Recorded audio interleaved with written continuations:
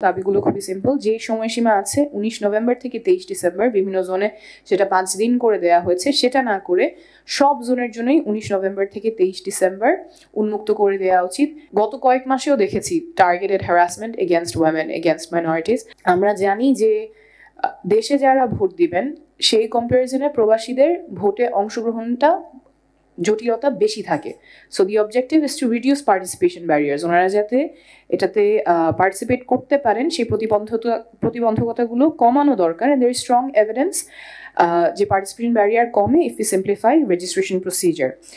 এটা অনেক এভিডেন্স আছে। আমি ইন্টারন্যাশনাল আইডিয়ার গ্লোবাল স্টেট অফ ডেমোক্রেসি 2025 এর যে রিপোর্ট সেখান থেকে কোট করছি। Legal and administration design of registration of ওসিভি including registration requirements strongly affect participation rates. এবং এই রিপোর্টের একটা রেকমেন্ডেশনই ছিল to simplify registration procedure to lower participation barriers.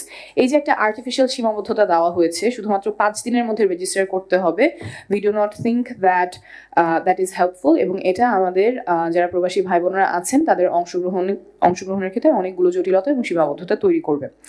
আমাদের আস্কগুলো খুবই সিম্পল, দাবিগুলো খুবই সিম্পল। যেই সময়সীমা আছে 19 নভেম্বর থেকে 23 ডিসেম্বর বিভিন্ন জোনে সেটা 5 দিন করে দেওয়া হয়েছে, সেটা না করে সব জোনের জন্যই 19 নভেম্বর থেকে 23 ডিসেম্বর উন্মুক্ত করে দেওয়া উচিত।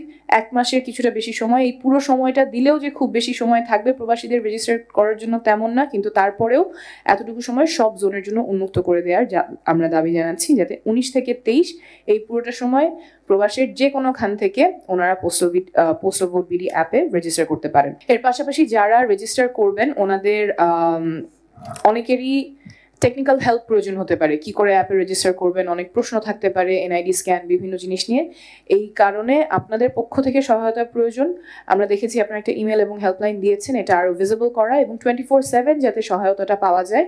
এবং টার্ন অ্যারাউন্ড টাইম কত হবে, কেউ যদি কোনো প্রশ্ন করেন আপনাদের ইমেলের মাধ্যমে প্রশ্ন করেন, কতক্ষণের মধ্যে তিনি এই উত্তরটা পাবেন, সহায়তাটা পাবেন সেটা স্পষ্ট করবেন। হেল্পলাইনের মাধ্যমেও কতক্ষণ বা কতদিনের মধ্যে ওনারা এই সহায়তাটা পাবেন সেটা স্পষ্ট করবেন। কারণ আমরা এর আগেও দেখেছি যখন রেজিস্টার করার কথা ছিল তখন শেষ তারিখ ছিল শুক্র শনি উইকেন্ড, সার্ভার ডাউন ছিল, হাজার হাজার মানুষ এনআইডির জন্য রেজিস্টার করতে পারে নাই। একই টেকনিক্যাল ডিফিকাল্টি যাতে এই ক্ষেত্রে না হয়, যারা প্রবাস থেকে ভোট দিতে চাচ্ছেন টেকনিক্যাল ডিফিকাল্টির কারণে যাতে এই সুযোগটা থেকে তারা বঞ্চিত না হন। আরেকটা বিষয় আমরা ফিডব্যাক পেয়েছি, অ্যাপটাতে পাসপোর্ট এবং এনআইডি দুইটাই স্ক্যান করতে হয়। স্ক্যান করতে গেলেও অনেকের জটিলতা থাকে। আপনারা এটার সাথে একটা ম্যানুয়াল অপশন অ্যাড করবেন। যারা স্ক্যান করতে পারেন স্ক্যান করবেন, স্ক্যান করা ছাড়াও ম্যানুয়ালি যদি ইনফরমেশন ইনপুট দেওয়ার সুযোগ থাকে তাহলে ওটা টার্ন আউটটা বাড়াবে। আরেকটা কথা আমরা গত কয়েকদিনেও বলেছিলাম যে এখন বর্তমান ব্যবস্থায় পাসপোর্ট এবং এনআইডি দুইটারই তথ্য দিতে হয়।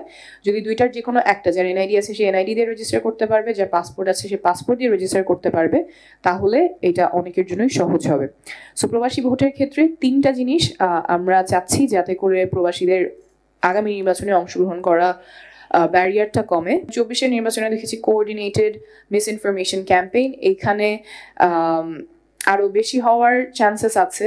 আমরা নির্বাচনের সময় এখনো গত কয়েক মাসেও দেখেছি targeted harassment against women, against minorities. তো এই জায়গাটাতে as time gets closer to election আরো ইন্টেন্সিফাই হবে। তো আপনাদের এখানে শক্ত মেকানিজম, শক্ত রিপোর্টিং এবং টেক ডাউন মেকানিজম আশা করব। এবং এই জায়গায় আমি আশা করবো যে প্রবাসী ভোট এবং মিস ইনফরমেশন নিয়ে এটা শুধু ওয়ার্ডসে সীমাবদ্ধ থাকবে না, আপনারা আসলেই ফলো আপ করবেন এবং আমাদেরকে জানাবেন আপনারা এই বিষয়ে কি কি পদক্ষেপ নিচ্ছেন।